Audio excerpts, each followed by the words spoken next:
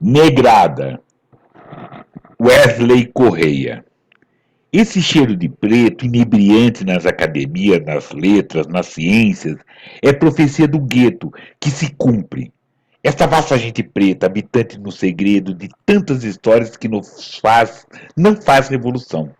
É a própria revolução. Angola, São Tomé e Príncipe, Moçambique, Bahia, Jamaica, todo esse sangue sou eu, renascido em força. Essa voz de preta que quem fala ao mundo inteiro e canta em som longínquo a memória estilhaçada que não cessa. Essa mão preta que escreve, inventa oruns e tudo subverte, não diz a profecia. Faz de mim a profecia. Negrada Wesley Correia. Vidas negras importam. Notas de escurecimento de gerações. Salve a todas e todos. Ofereço essa conversa a Denise Nascimento, a Joel Silva, a Preta Val, ao Diogo Nog, a Neide Lopes e Luci Silva. Sempre lembrando que essa nossa conversa, essas nossas conversas têm o apoio da nossa web rádio. Todas as terças-feiras às 8 horas, 20 horas e às quartas-feiras, 17 horas, vocês podem ver e rever as nossas conversas.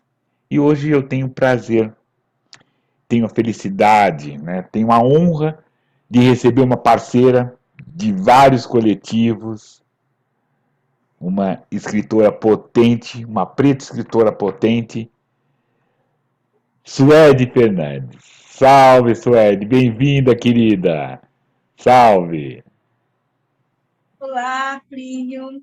Prazer, uma alegria estar aqui nesse terreiro para a gente poder conversar um pouquinho sobre essa coisa gostosa que é escrever, né?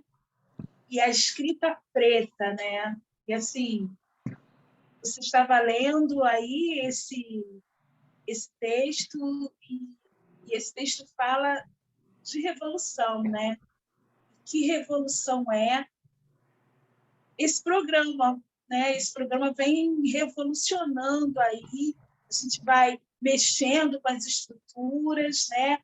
Mudando a cara dessa sociedade, mostrando a nossa cara preta, a nossa escrita preta, né? Isso é muito legal. Então, é um grande prazer estar aqui com você neste dia. Suede, o prazer é meu, porque o que a gente já conversa em outros espaços, mas esse é legal, né? Para todo mundo que está vendo, que vai poder assinar o canal, que vai poder reproduzir essa conversa.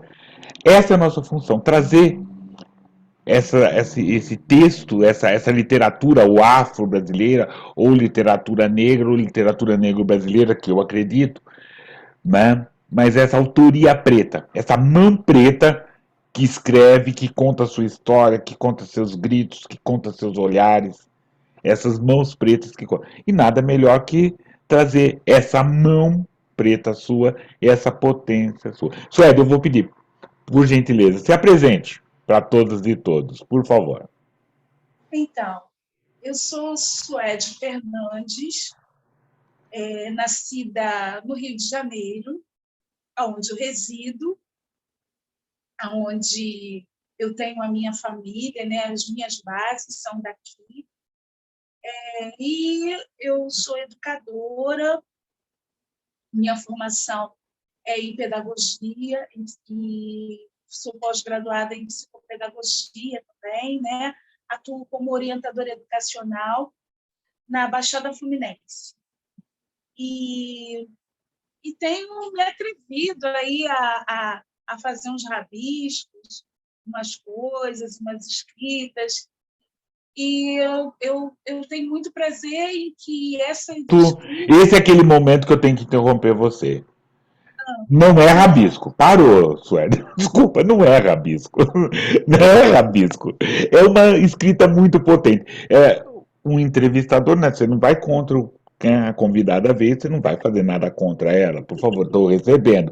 Mas quando a convidada fala que ela faz rabisco, ela não faz rabisco. Ela vai mostrar pra gente tudo que ela muito bem faz.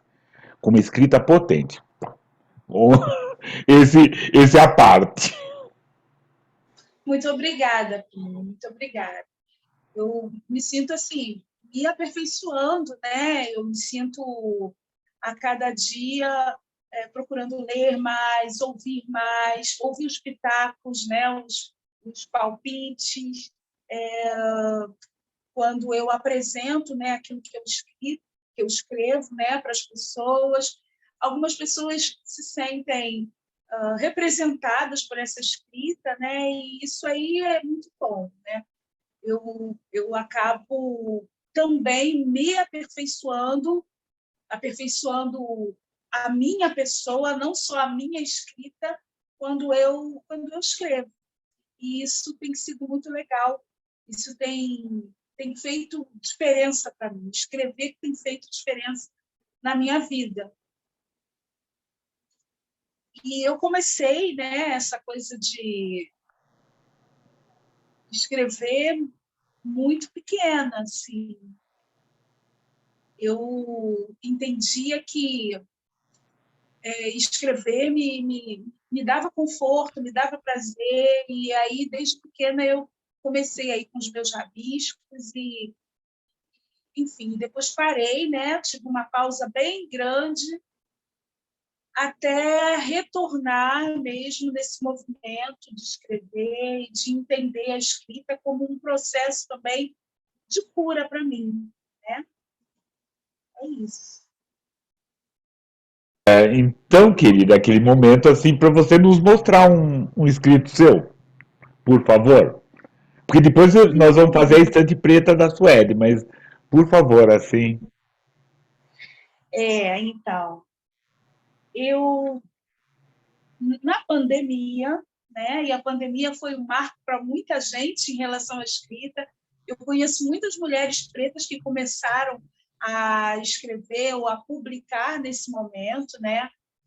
Na pandemia, eu acabei publicando junto com outras pessoas, né? Com outras mulheres também, esse livro, que toda palavra dita ou escrita seja amor. E nesse livro eu publiquei um texto que me apresenta um pouco, né? Então eu vou ler. Diz assim: a mulher que eu sou celebra a mulher que eu fui. A mulher que eu sou visita a mulher que eu fui. A mulher que eu sou dá a mão à mulher que eu fui e lhe diz: te cuida, te ama, não ouça o som que penetra o ouvido como arame farpado, e tanto fere, tanto grita, tanto intimida. É tudo mentira. A mulher que eu sou acolhe a mulher que eu fui e diz à menina: corra, adentre os matos em fuga. O som enorme das palavras espada não vão te alcançar. O cheiro da terra e da relva vão te envolver e te proteger. Ninguém vai te achar. Digo à menina: escuta apenas o som dos ventos. Dança a música das estrelas. Veja, há mais céus, há mais noites e luas e sabores. Dou a mão à criança que fui, na esperança que ela não morra e renasça sorrindo no coração da mulher que eu sou. Brinca, criança bonita. Dança, menina sem culpa. Canta a tua liberdade, mulher. Esse Parabéns, querida. Conta para nós, que livro saiu por que editora, como adquirir? Por gentileza. que toda palavra dita ou escrita seja amor, organizado pela Rosana Rodrigues, da Futurama, editora Futurama. Tá? Beleza, beleza. Uhum. Esse texto que eu li, ele é uma tentativa de recuperar essa criança, né? E essa criança que foi uma criança machucada, né?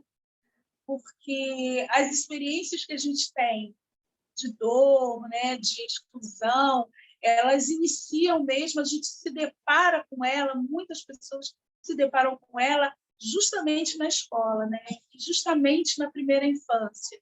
E aí, a partir daí, a gente acaba ouvindo algumas palavras farpas, né?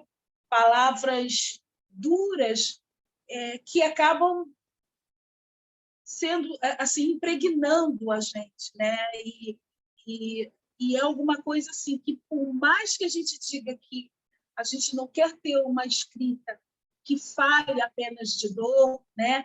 A gente também não pode negar que essa dor aconteceu, acontece, existe. A gente quer falar de alegrias, a gente quer falar de prazer, e a gente fala de alegrias e prazeres, mas a gente não deixa de reconhecer que algumas questões ainda permanecem, perduram, passam pelas infâncias ainda, e elas precisam ser ditas também, elas precisam ser faladas, né? Elas precisam ser denunciadas, né? E ressignificadas na vida da gente. E uma coisa, se você me permite, a gente poder conversar, as nossas dores e as nossas alegrias nos moldam como escritoras e escritores, né? Esse material, né? Do que a gente fala? A gente fala do que a gente viveu, ou a gente fala, né? Lógico, de um modo ficcional, mas eu vivi, né? Você escolhe suas histórias em cima desses seus olhares, seus pesares, né? E ele muitas vezes foi construído com dor. Então ficar, não é mimimi, não é essas outras coisas, são dores. E tem, e é fato, é óbvio que todo mundo tem. O que, né? Aí a nossa estética é esse nosso poder de reflexão, é nosso talento que transforma isso em literatura. Que ele tem um eco aqui, mas tem um eco lá fora, tem, como é que a gente coloca, fica de pé em vários cenários, né? E nunca deixando de ser um texto de autoria negra, né? É, é, esses textos e eles vão refletir, sim, as nossas vivências, né? As nossas infâncias diversas, porém, em muito se assemelham, de alguma forma se assemelham, quando a gente fala nesse lugar mesmo, né? Nesse lugar da diferenciação pela cor da pele, né? E isso eu vou mostrar em alguns textos meus, isso vai aparecer em alguns textos meus, porque sou eu, né? Os meus textos me apresentam, né? Eles me representam. Então, essas questões sim aparecem. E eu gostaria antes de você declamar o outro texto seu, você pudesse falar também essa questão a sua atuação no ensino, na sua atuação como professora, na sua atuação como uma professora de pele negra. Como é isso? Como foi se construir isso? Né? E sempre dizendo e deixando escuro para todo mundo assim. Essa é uma profissão que me fascina porque tenho a honra de ser filho de professor, minha irmã é professora, meus irmãos, a gente tem né, bem e voo de professores, então eu tenho uma honra, eu gosto muito dessa ação e gosto muito de saber como que é isso, se você puder contar. Sim, eu tinha alguns sonhos, né, de menina. E quando menina eu dizia, e você vai saber do que eu estou falando, eu falava assim, que eu queria ser chacrete, acredita? Justo. Eu queria ser chacrete, que era um dos programas de TV, né, que a gente assistia, e aí as bailarinas, né, do apresentador Chacrinha, né, elas eram chamadas de chacrete, eu achava muito lindo aquilo, das danças e tal, e eu queria dançar. E eu dizia também que eu queria ser professora, né? Eu não fui chacrete, e aí eu fui professora, sou professora. Ensinar e estar construindo, né, junto com o outro, aprendizado, é alguma coisa que me fascinava. Eu gostava desde cedo de ensinar. Então, tinha aquela história mesmo de brincar de escolinha e eu ser a professora, eu gostava muito disso, né? Só que a escola, e eu tinha como modelo, porque morávamos num quintal de família, eu tinha como modelo um primo meu, que ele tinha 10 anos. E ter 10 anos, para mim, era o máximo, era o auge. E ele era uma pessoa que era muito elogiada pelo que ele sabia, pelo que ele conhecia. E eu falava, puxa vida, eu quero também ter esse lugar aqui no quintal. Eu quero que as pessoas me vejam como uma pessoa que sabe, como uma pessoa que conhece as coisas. Então, os meus pais, mesmo sem ter muita escolaridade, eles faziam muita questão de que eu estudasse, né? Minha mãe me poupava dos serviços domésticos. Até hoje eu não sou exímia dona de casa, porque minha mãe também ela não queria que eu repetisse a história dela, que ela foi empregada doméstica e ela não gostaria que eu fosse também. Então ela achava que tinha que me deixar livre para estudar. E o meu pai também, ele me incentivava, comprava livros, comprava enciclopédias, comprava uma série de coisas, né? E que me motivavam a ler, a estudar e a querer também ensinar, né? Eu acho que foi um sonho que eu realizei, né? Eu não entendo, né? A gente ainda briga um pouco sobre essa coisa, né? Da profissão ser sacerdócio e tal, não é isso, né? Absolutamente, mas é alguma coisa que não pode acontecer sem amor. Pode ser que aconteça, mas não acontece de forma plena quando não se ama, né? Então, assim, amar os meus alunos, dividir conhecimento com eles, aprender com eles, para mim é fundamental. Assim, não consigo dissociar, né, o meu ofício da questão amorosa que é você compartilhar conhecimento. Então, isso para mim é primordial. Gosto muito de ter feito essa escolha. É melhor do que ter sido chacrete, eu acredito. Não sei. Mas pela escolha do como professor, concordo. Olha, bela definição.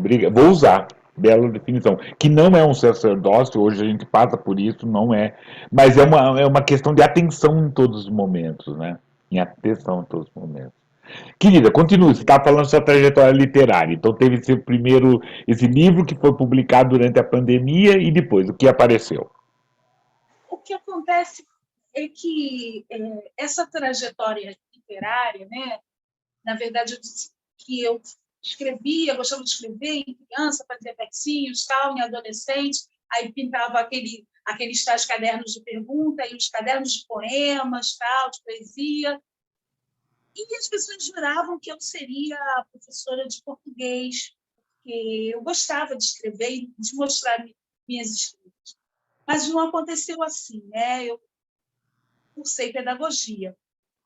Agora, e nesse período, tanto da faculdade quanto nesse período de vida adulta, eu me afastei da escrita, né? Eu parei de escrever, parei de, enfim, acabei me dedicando à leitura de questões mais técnicas, de trabalho e tal, e não me dediquei à escrita. E por algum tempo, essa escrita ficou meio que soterrada, né? Essa coisa de escrever ficou meio que silenciada por uma série de processos também que eu vivi. E para eu retomar isso, foi num momento em que eu estava me desvinculando de algumas questões que estavam realmente me deixando aprisionadas. Assim, é como se a minha avó tivesse sido aprisionada e ela tivesse depois eu conseguisse recuperar a minha voz através da escrita. Por bastante tempo eu vivi, eu vivi intensamente, profundamente, radicalmente, algumas crenças que me seguravam muito, né? Seguravam a minha expressão. Na verdade, por algum tempo, eu fiquei acreditando que as coisas eram muito, ou que poderiam ser muito uniformes. Eu me senti depois, né, avaliando, né, muito limitada por essas crenças, né? Eram crenças muito limitantes. E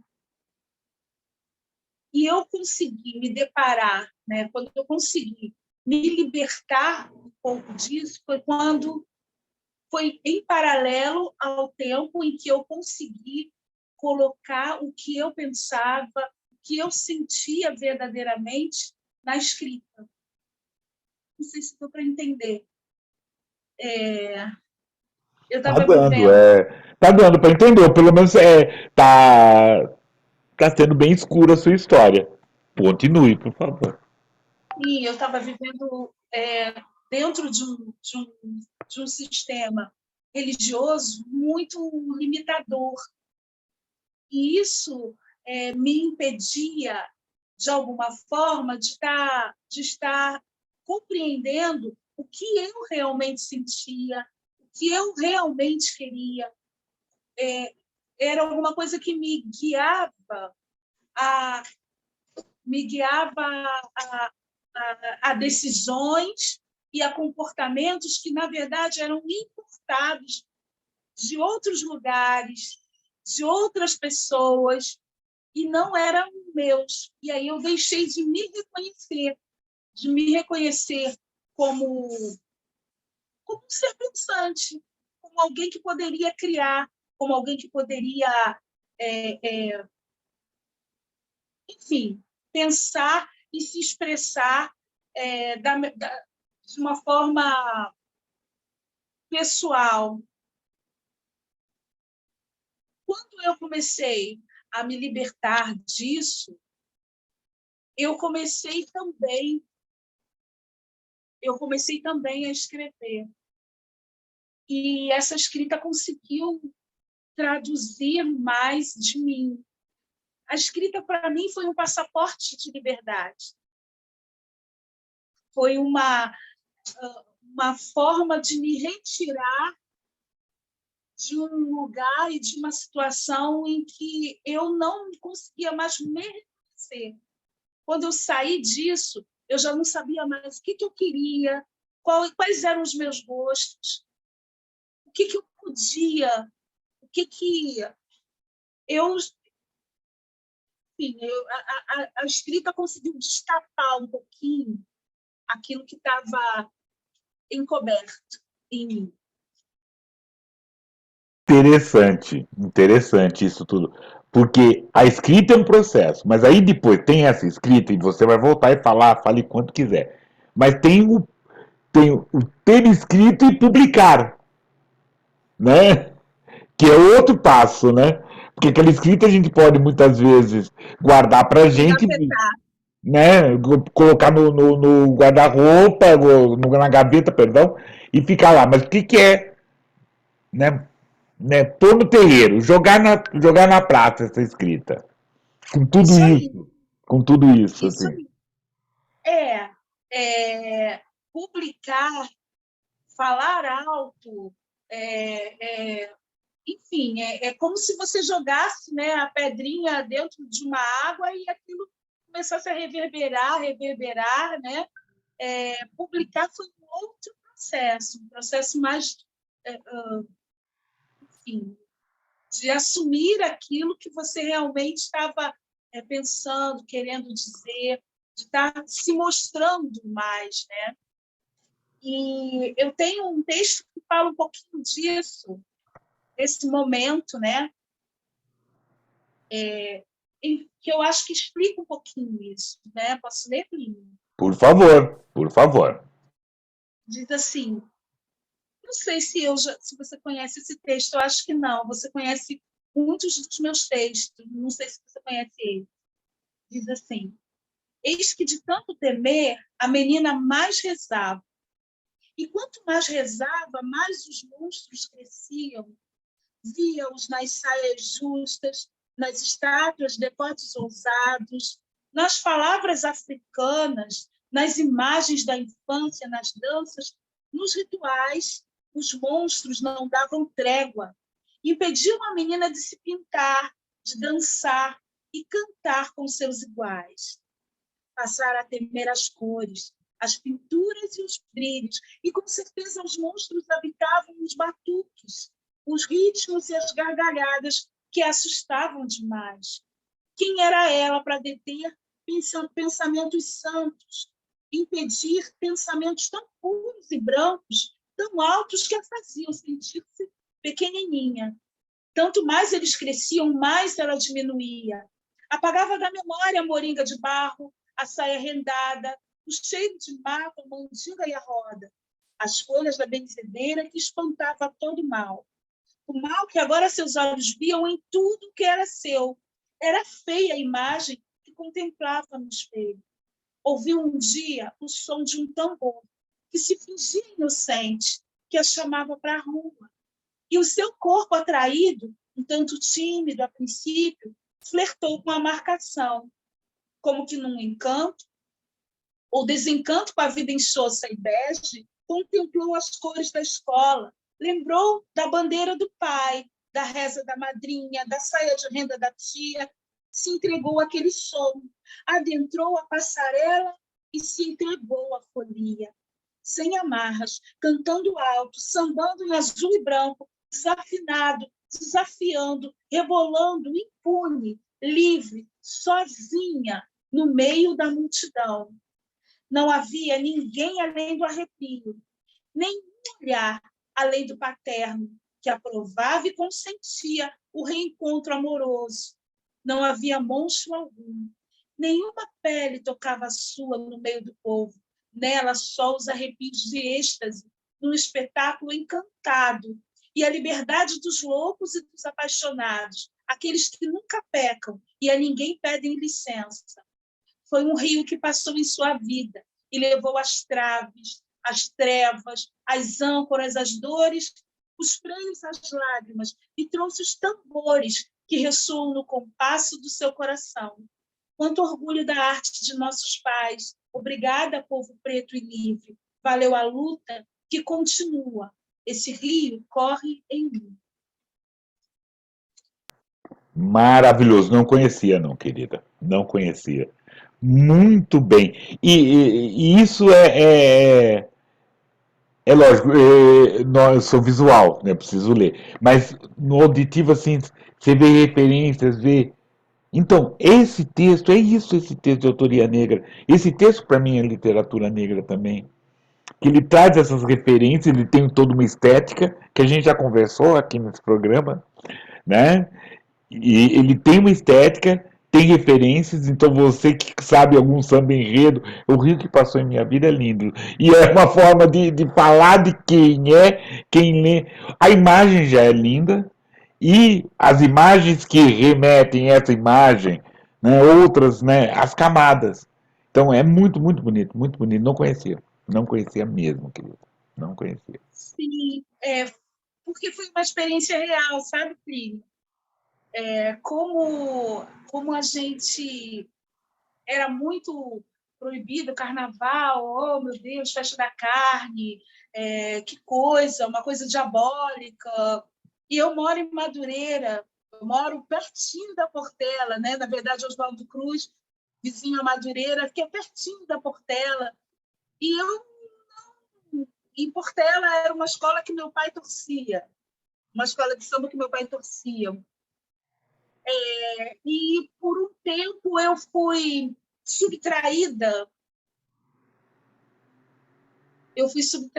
né, desse universo, né, porque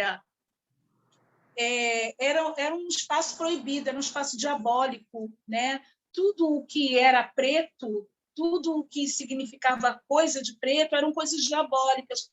E eu me afastei.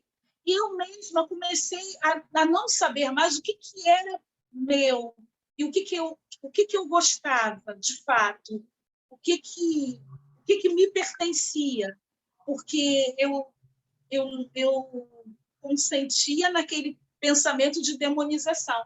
Então, um dia, e quando eu já estava liberta disso aí, né, eu fui a um ensaio técnico, né, da Portela na rua, e foi uma experiência assim, tão grandiosa que gerou esse texto. Eu me senti tão... Não parecia nada corriqueiro, nada banal. Foi uma experiência surreal, de muito prazer, de muita alegria, de poder colocar o meu corpo nessa roda e nesse ritmo e curtir, vivenciar o som e o batuque e não sei, e Portela ali, aquela bandeira ali, era Deus. Foi magnífico, né? Assim, essa libertação, por assim dizer. Com certeza, mas tem, e principalmente isso tudo que você falou, é muito interessante. E mostra essa nossa literatura. Eu quero forçar porque a gente está vindo nessa conversa. Mostra que essa memória trabalhada nessa nossa literatura, ou trabalhada com o olhar de uma escritora, ela é a memória, mas também é ficção. Ela e nos traz muitas sensações, né? E me De permite, reencontro mesmo. De e me permite, reencontro, sim, foi sim, um reencontro comigo, né? Foi um reencontro com a minha história, foi um reencontro com a minha gente, né? Então, foi um reencontro abençoado, né? E daí foi uma das primeiras coisas que eu escrevi. Acho até que eu escrevi esse texto numa das oficinas da Carolina Rocha, né? Enfim, Carolina Rocha é quem é? Dandara Suburbana. Dandara Suburbana, que já teve aqui, já conversou, já teve aqui o ano passado e, né, potente a escrita, assim. Sim, ela escreve muito bem e nos incentiva, né? Foi uma das primeiras pessoas que disse assim: olha só, você pode escrever, todo mundo pode escrever, você deve escrever. E aí eu falei, mas eu não sei por onde começar, porque eu estava naquele travamento, e ela falou: escreve o que você sente. E daí eu comecei a escrever. Foi Carolina que foi me dando esse pontapé inicial para o meu retorno à escrita. Que bom, querida. Continue falando dos seus escritos, das suas publicações. Aí eu fui ousar, né, porque você, né, você costuma dizer assim, não se comporte. E aí, como eu sou uma aluna obediente, né, eu sei me comportar, eu participei de um concurso que você divulgou, do IP Amarelo, da editora IP Amarelo.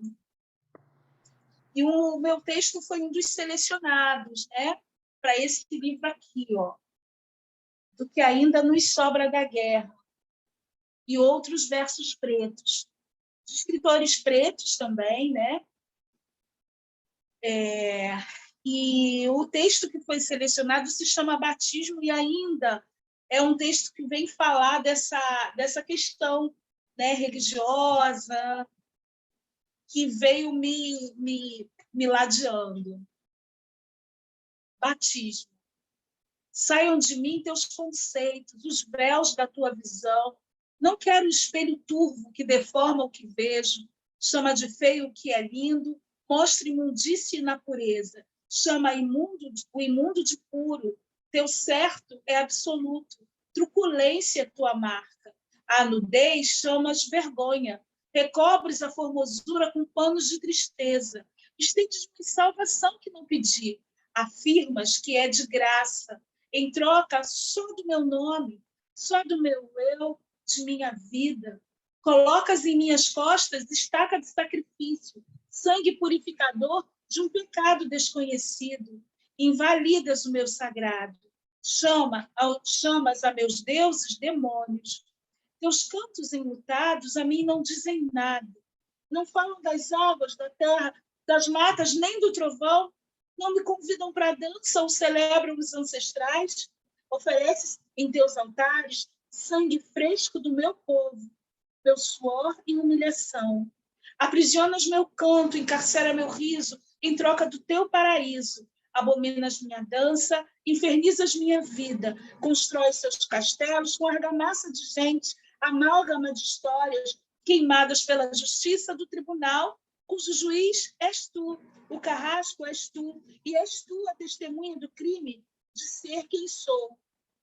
Vou tocar meus atabaques, ondular meu corpo em transe, colorir o rosto, adentrar lugares altos e proibidos a mim, viver os meus pecados de prazer e alegria, devolver tuas afrontas, viver meu próprio batismo, pagar na mesma moeda, me armar de capoeira, quebrar as sentenças da vida.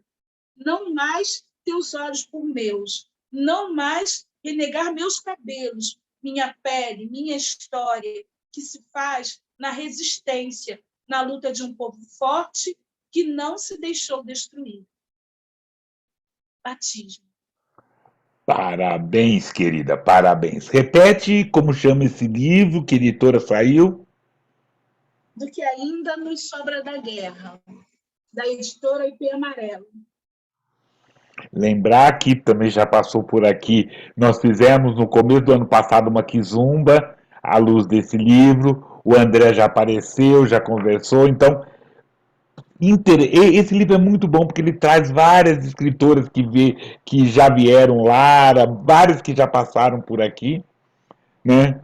Eu estou meio falando da gente, mas né? A gente porque o que faz valer, né? O que faz valer né, essa nossa literatura é esse poder estar junto, poder fazer parte dessa antologia, se conversar, se perceber, se descobrir que estava na mesma antologia, né? E apreciar. Beleza, querida. Acaba sendo um quilombo, né? Acaba sendo alguns quilombos. Alguns quilombos. Querida, eu vou pedir uma licença para você para fazer o Estante Preta. Perfeito? Porém, antes dele, porque depois você vai falar de outros livros seus, mas eu queria que você declamasse o Dinda. Você sabe assim, aquele momento que é um dos textos que já deve estar por aí, né? As pessoas, mas hoje gostaria muito dele. Por favor, querida. Esse texto, Dindinha, né? Que você tá... Dindinha, perdão. Eu fiz em homenagem à minha Dindinha. Minha Dindinha era a melhor amiga da minha mãe. E a Dindinha e minha mãe, elas eram domésticas, né? Como eu falei. E elas eram amigas, né? E minha mãe me levava para visitar a Dindinha. E eu não entendia como criança algumas coisas, né? E é isso que eu coloco aqui nesse texto. Diz assim: não entendo por que temos que visitar a Dindinha subindo pelo elevador de serviço, para não dar problema para ela. A gente nem trabalha aqui, para a patroa não brigar, dizia minha mãe, me puxando pela mão, guiando para aquele lugar certo para nós. O cheiro de alfazema inconfundível, o abraço gostoso. Entrávamos ligeiras pela porta da cozinha. A patroa, grande, de voz grave e rouca, se dava conta de nossa presença na casa e demonstrava satisfação. Achei que estaria condenada ao celibato quando a patroa da minha madrinha disse que não iria me casar. Afinal, como achar alguém inteligente como eu no meio em que vivíamos, da minha cor? Já sabia ler aos 4 anos, espantava-se ela. Seria um elogio, uma sentença, uma profecia? Ela, como professora, morando na Tijuca, com piano em casa, sabia muitas coisas. Dindinha sempre dizia que eu tinha que me comportar quando eles me convidassem para ir à sala. Não poderia mexer nos bibelôs, nem tocar naquele instrumento, o piano. Que tentação! Um dia sentei-me à mesa da refeição, a convite deles.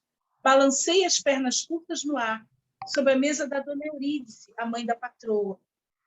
Me olhou com um jeito sobre a mesa e dona Eurídice, a mãe da patroa, me olhou com um jeito censor, intimidatório, e prendeu minhas pernas com as mãos para que parasse. Fiquei imóvel e assustada. Não sabia que era feio balançar as pernas. Deveria ser, pois como uma professora, mãe de professora, ela bem saberia. Não consegui comer direito os camarões. Ao terminar, pedi licença e saí correndo de volta para a cozinha. Não esbarrei em nenhum bibelô. Continuei cheia de dúvidas. Por que gente tão boa deixava a Dindinha dormir naquele quartinho sem janelas, em que só cabia a cama dela, um armário, escadas e latas com tinta restante da obra que fizeram? Se a casa era tão grande. Dindinha sofria com dores devido ao desvio na coluna, que lhe dava uma espécie de corcova às costas e lhe reduzia a altura no máximo 1,30 m. Morava lá de domingo a domingo. Nunca teve férias. Às vezes ia em minha casa me ver, mas nunca podia pernoitar. Em dias de festas era emprestada a outras casas de familiares dos patrões. Era fina e inteligente. Dizia que não via graça alguma em se casar, sujeitar-se a um homem e lavar suas cuecas, ainda que eu achasse que fazia muito sentido em que ela se casasse com o meu Dindinho, um solteirão paulista, gordo, branco e careca, amigo de meu pai, que sempre dividia um apartamento no centro do Rio com algum homem muito mais novo, magro e cabeludo. Dindinha era muito querida pelos patrões. Sempre ganhava revistas, toalhas usadas, livros que compartilhava com minha mãe. De tão querida, dona Eurídice, antes de morrer, a fez prometer que jamais deixaria de cuidar de sua filha, a professora imensa, de voz grave e rouca. Dindinha era parte da família. Aquele piano cobiçado pelos meus dedos, herdados pela filha de dona Eurídice também. Não sei se por profecia, sentença ou elogio. Isso de ser parte. Só sei que Dindinha nunca deixou mesmo aquela família. Em seu velório, providenciado por eles, chorei bastante a saudade de nunca tê-la por muito tempo. Mas meu choro ruidoso foi interrompido no ar pelo olhar meio censor, recriminatório, daquelas pessoas bem educadas, quase parentes da Dindinha, que o prendeu, interrompeu e silenciou. Eu sabia que era feio chorar. Deveria ser.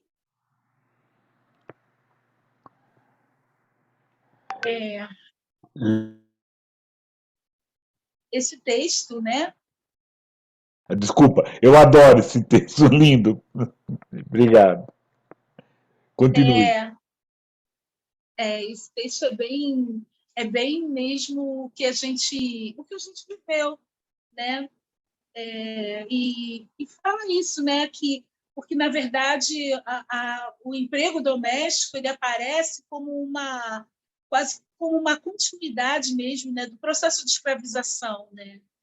E isso também é muito sério, né? O que ainda hoje acontece, o que ainda hoje as pessoas vivem, né? E naquele tempo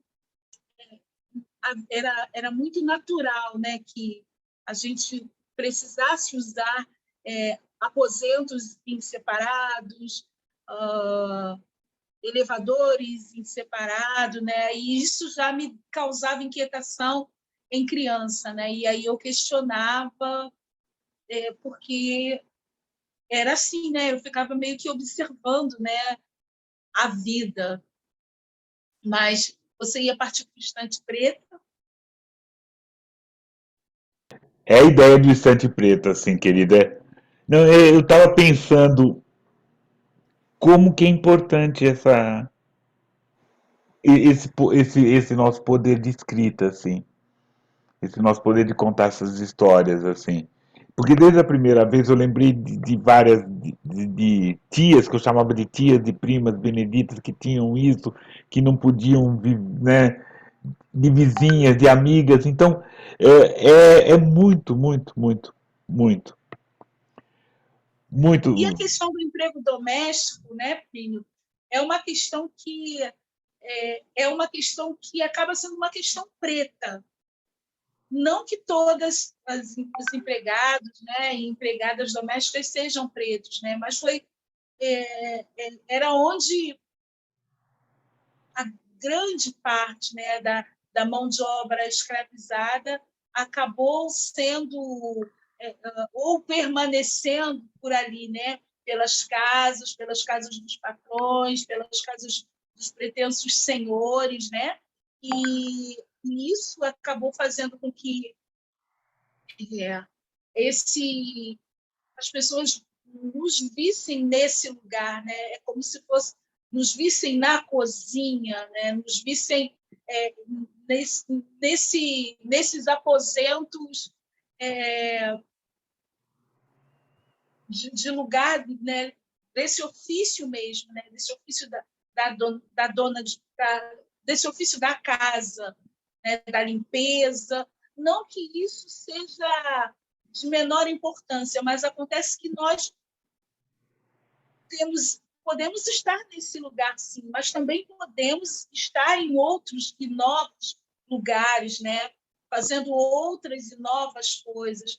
Mas as pessoas acabam nos enquadrando e entendendo que nós devemos pertencer, né, a alguns locais, a alguns lugares, né, até como parte do mobiliário, né, da casa. Né?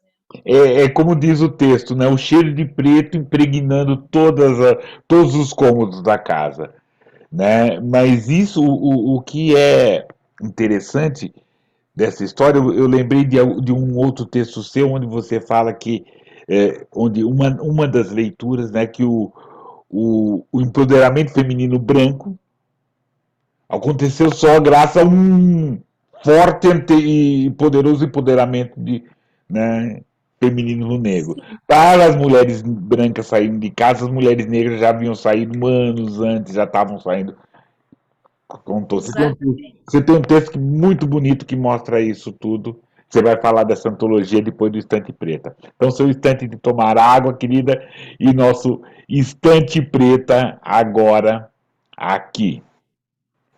Vamos lá. O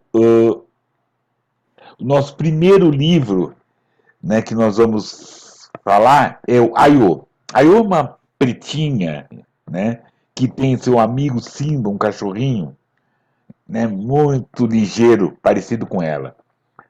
Aiô, como diz o resumo do livro, a sinopse, ama os birotes do seu cabelo crespo, se encanta observando seus pais e seus afazeres e é apaixonada pelas histórias do vô Luigi. E se tem uma coisa que Aiô adora é pregar peças. Ele é uma criança.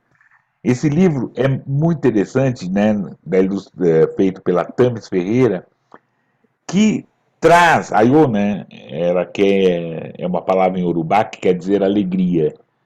E aí mostra como essa menina negra, uma das facetas dessa menina negra, ou das meninas negras, nesses brincar, né, nesse trazer sua ancestralidade, trazer todas as suas histórias. Autora, Tamires Ferreira, editora Anaese.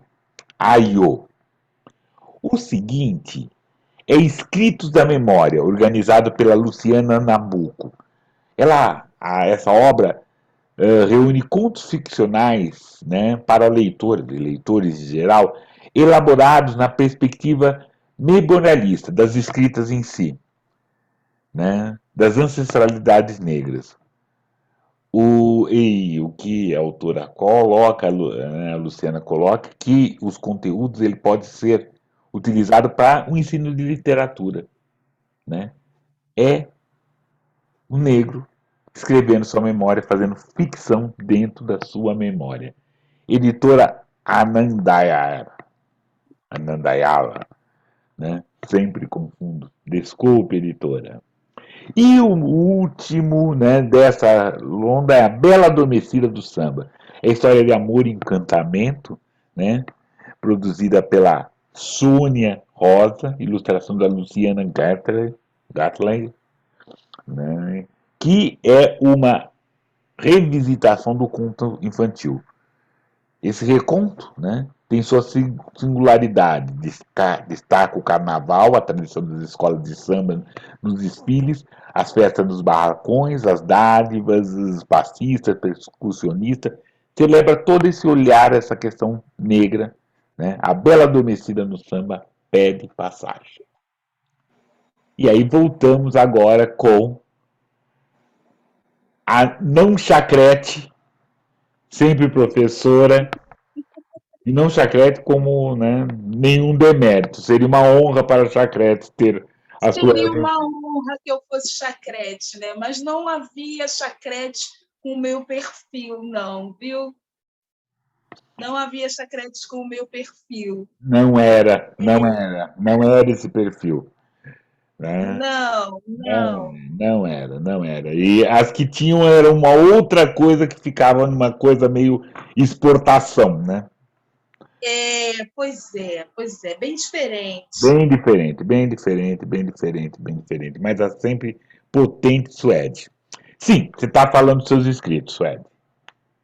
Sim, aí eu quero dizer assim que eu comecei bem escrevendo mais voltada para a questão dos poemas. Mas eu me lembro de ter feito uma oficina com você de escrita, primeiro de escrita teatral, de textos teatrais, e depois de escritas de contos, e de contos curtos. E isso aí foi um processo muito legal, muito interessante, né? Participar das oficinas, porque eu acho que fez aperfeiçoar a minha técnica, aperfeiçoar a minha escrita. E dentro desse curso, dessas oficinas, né, que foram feitas, então, oficinas bastante desafiadoras, porque você é um professor enérgico, é um professor que bota um monte de casca de banana assim, para a gente se virar e não escorregar e não cair. Né? E aí, assim,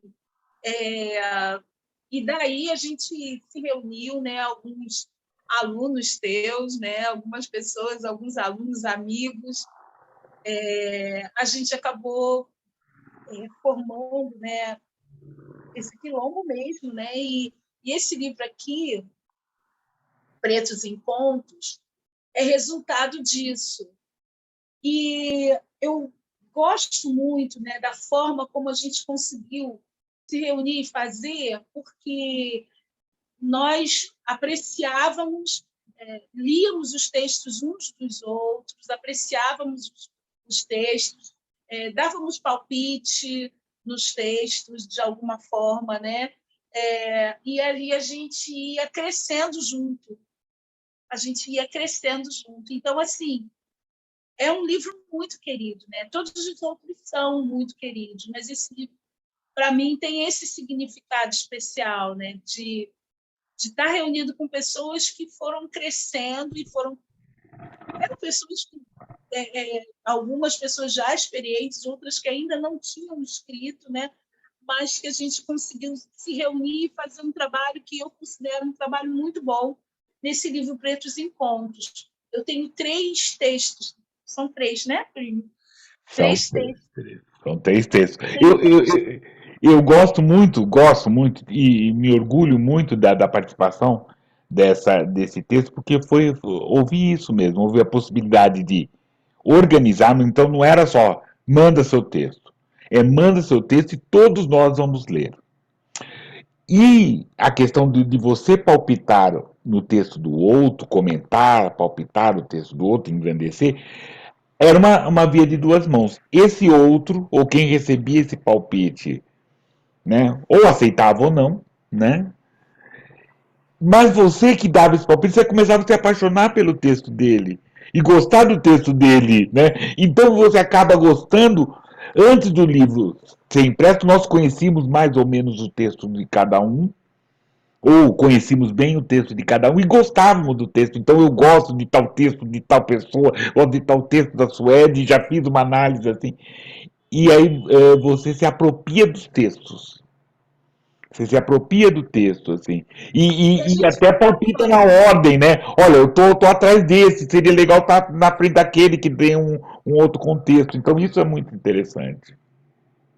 A gente acabou ficando fã do texto, dos textos uns dos outros, né? Então, assim, foi uma coisa muito boa que aconteceu. A gente sabe que a gente estava vivendo um período muito ruim, né? Um período muito difícil, muito sofrido, né? E também esse texto, também a feitura disso aqui foi meio que um alento, foi meio que um carinho, né, no coração da gente, a gente poder se juntar e produzir uma coisa para a gente tão boa, tão querida. Então, nesse sentido, a gente continua reafirmando, reiterando que a escrita cura, né? E que fazer essa escrita de uma forma aquilombada, né, foi uma forma muito carinhosa, foi uma forma muito gostosa da gente poder estar junto, da gente poder dizer que a gente podia, que a gente era potente, que a gente ia superar de alguma forma aquele momento ruim, né? Então, aqui, Pretos Encontros, né? E Foi como eu já falei em outros lugares, o sonho se fez papel, né? Graças aos inscritos, graças ao nosso empenho de todas e todos, a Clarice Tyler também, que ela também foi muito importante nisso tudo, mas ele se fez e está aí, à venda para todos, né? sim, a organização é do Plínio Camilo, né? É Pretos Encontros volume 2, porque o volume 1 ele não foi impresso, né? Mas ele existe e é um outro foi quem começou essa história, né? E, e tem aqui, né, 17 autores pretos organizados, né, pelo Plínio.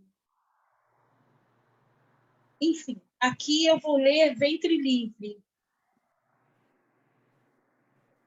Lia tem ventre livre. Dá sem prazer, nada promete. Quando deseja, toma, machuca, enquanto lhe escorre o gozo pelas pernas. De aparência frágil, batom vermelho, argolas na orelha, transa e vai embora, saciada, plena. A tia já aconselhou, as vizinhas lhe viram a cara, nada a abala. O pastor pecou com ela atrás da igreja e não conseguiu lhe tirar o cão do couro. De dia ele jejua e à noite sonha com Lia e ejacula. A esposa aflita acorda com seus salmos e gritos de deleite. Lia não ligou ao ser expulsa da igreja. A saia curta incomodava-lhe. Dengosa requebra no samba. É sucesso na escola. Quando o branco da loja lhe pediu a mão, ela soltou uma gargalhada. Quem pensa que é piranha, nega vadia? Lia não é de ninguém. Seu corpo é festa e pura alegria. Nada lhe toma da mão a alforria. Compromisso? Só com o gozo e a própria vida. É Ventre Livre o título, que eu não li, professor, desculpe. Ventre Livre. Os serviços, como que é? Pretos e Encontros, que editora saiu, tudo, por favor. Pretos Encontros, volume 2. Aldeia de Palavras é a editora. E a gente consegue obter esse livro através dessa auditora, da Aldeia de Palavras, né, que está no Instagram, né, e também da Cristiane Sobral. Beleza. Também, se te procurar, também consegue, né? E a mim também. Com certeza. Principalmente, procure a Suede. Ela é uma ótima vendedora. O Plínio também. Todos nós. Comentem. Por favor, deixa eu aproveitar para todos que estão assistindo. Assine o canal, por gentileza. Faça repercutir essa conversa boa, essa conversa profícua, essa conversa que, né, é nossa também. Né? Comenta, dê sugestões. Pergunta onde eu consigo o livro que depois eu respondo. Tá certo? Suede, continue, por favor. Sim, Plínio. Aqui, nesse texto, eu estava falando, né, da questão feminina, né, na questão da feminilidade, e isso também é tema de alguns textos, né? A questão da importância, né, da mulher ser dona do seu próprio prazer, ser dona do seu próprio corpo e estar, né, onde ela quer estar, né?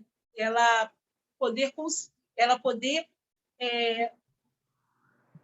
se adonar, se apropriar, né, da sua vida, da sua história, né? Esse texto fala sobre isso. E alguns outros textos também. Eu vou mostrar outros títulos, né? Isso aqui também foi escrito na pandemia, Nossas Linhas Negras na Pandemia, da editora Futurama também, organizado pela Rosana Rodrigues, né? Outro livro também que é da editora IP Amarelo se chama Negociata na Penumbra. Se ele não está esgotado, ele está quase esgotado. Negociata na Penumbra. Eu também trago um texto aqui nessa coletânea, nessa publicação. E esse texto anterior que eu li fala um pouquinho mais, é uma escrita que fala um pouquinho mais dessa questão do corpo feminino, né? E eu também estou participando agora de um projeto que se chama Vingando Ismênia. Vingando Ismênia acaba sendo um coletivo de mulheres que começou fazendo uma escrita a respeito do prazer feminino. E é um grupo que tem se reunido e a gente tem alguns projetos, algumas propostas de publicação também, de escritas que falam desse prazer do corpo feminino, né? A Janaína é a organizadora, Janaína Nascimento é a organizadora desse grupo, né? E assim a gente pensou, né? E esse nome foi pensado justamente porque Ismênia, né, que é uma personagem do livro Policarpo Quaresma, e a Ismênia era uma mulher bela, recatada e do lar, né? Que morre porque perdeu o casamento, uma proposta de casamento, e aí esse grupo se reuniu justamente com o propósito de se vingar da morte da Ismênia. Tá? E aí a gente tem ali essa visão e essa proposta, a gente ainda está em organização, né? Mas estamos ali juntas para poder vingar a morte desta mulher, né? Que não pode ficar impune. Ótima iniciativa, querida. Ótima iniciativa. Parabéns. Então, como eu disse, Plínio, a gente saiu mais um pouquinho, né, do poema para poder dos poemas. Estamos assim voltados para os contos também, né? E contos também que falam de algumas situações da vida cotidiana, né? Dessa vida cotidiana preta, dessa vida desse nosso dia a dia também, né? E aí eu queria ler um texto que fala um pouquinho de uma notícia, né, que saiu no jornal e aí a gente criou um pouquinho em cima dessa notícia, tá? O texto é Por que um homem se despiu no supermercado? Saiu de casa apressado, entregou suas poucas notas à mulher, entregou a gestante no guichê do metrô. A sacola, com marmita, fica presa entre dois corpos que concorrem o mesmo espaço. Quase perde a camisa na saída do vagão. Sai do trabalho cansado, após empreitada maçante, entregou suor e silêncio. Quase perdeu a cabeça com um patrão arrogante. Lembra da lista amassada no bolso e da compra adiada. corre ao supermercado para não perder o horário. A grana não dá para tudo. Compra o leite da criança e uma dúzia de ovos. Entrega a féria do dia. É contido na saída, levado ao fundo da loja, 2 caras com rádio na mão. Esse preto suspeito está escondendo o produto. Entrega logo, vagabundo. Aí, o preto se despe das águas engasgadas, da camisa amarrotada, da calça com a lista amassada, da roupa de ladrão que lhe deram, do grito que estava preso diante da multidão. Nu, ele se entrega.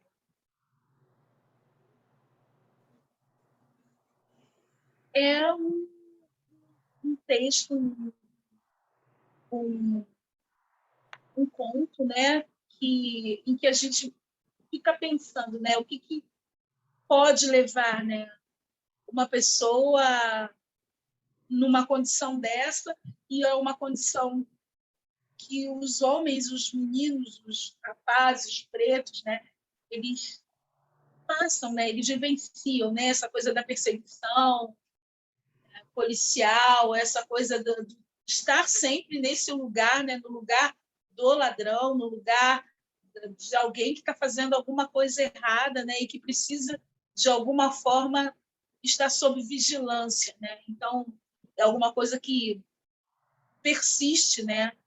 Os anos se passam e isso persiste. Né? E esse homem chegou, na verdade, a esse extremo, né, de tirar toda a roupa para provar que ele não era ladrão. Né? E são esses machucados que vão fazendo na gente. Né? Muitos, muitos, muitos. Esse texto é muito potente. Muito potente. Me machuca. Querida, vou pedir uma licença para você, né? Apesar que tem muito para você. É aquela sessão que a gente já está trabalhando há algum tempo, né? Aquela sugestão, né? Sugestão de rever conversa nesse canal. Foi uma conversa, foi uma quizumba que nós fizemos, que nós tivemos a participação da Denise Nascimento, da poeta Preta Valda, Neire Lopes, Suede Fernandes. Muito potente, foi uma festa, saiu fruto, saiu raio, saiu briga, saiu tudo disso tudo. Assim. Tem coisas muito potentes. Então tá aqui nosso endereço, copie e veja essa história toda para você poder rever essa quizumba. Ela é muito importante, ela é muito interessante. Vai, caso não pegou, sabe? Veja o nosso canal, olhe, veja, dá uma olhada, pesquise tudo lá. Por favor, certo? Uma quizumba com Denise Nascimento, Preta Val, Suede Fernandes e Neide Lopes. Foi potente pra caramba. E agora nós estamos nesses momentos finais momento da gente se despedir, né, para deixar esse gostinho, né, de quero mais, pedir logo, lógico, mais um texto, né, uma declamação da Suede e os seus até já, porque a Suede, eu tenho o prazer de tá em boa companhia, a Suede é uma das boas companhias, então vou chamar, ela vai estar no Kizumba, sempre quando ela puder, ela é muito gentil, como todas e todos, principalmente o pessoal do Pretos Encontros, que eu acho que vale a pena a gente vai se reunir mais vezes, ou pelo menos online aqui pra gente conversar. Suede?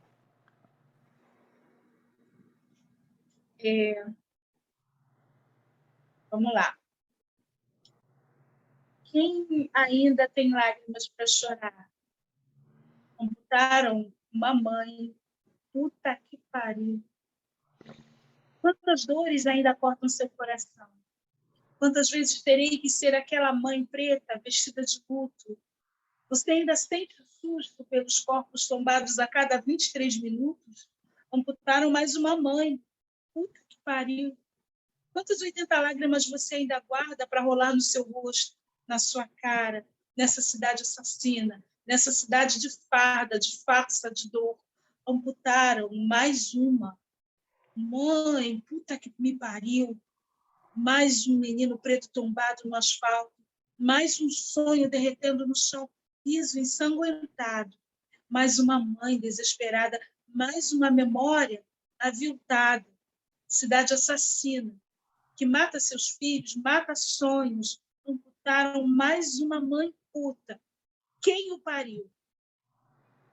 Quem mandou ser parideira puta? Cidade matricida, cidade estúpida, terra bruta. O sol nasceu de novo na cidade do santo flechado, crivado de furos. Amputaram mais mães. Puta que pariu. Diante do Cristo de mãos ao alto, de frente para o mar, esqueça o trepe, a ginga, o rap. O menino não vai mais poder dançar. Quem ainda tem lágrimas para chorar? Amputaram mais uma mãe. Puta que pariu.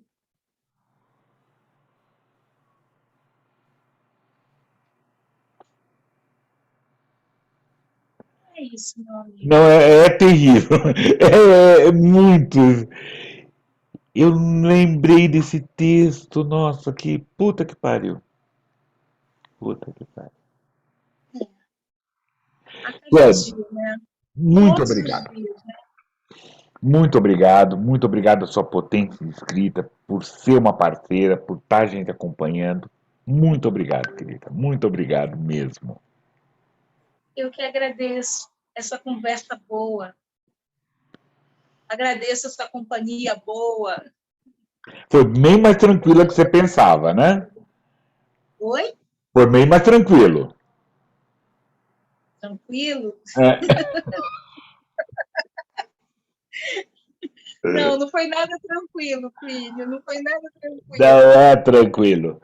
Quer dizer, eu agradeço a atenção de todas e todos que, né, viram. Se inscrevam no canal, divulgue essa conversa boa, divulguem muito o trabalho da Suede. Bora lá, até mais pra frente, até mais uma hora, até semana que vem, pra gente ver. Muito obrigada. Salve, Tchau. tchau.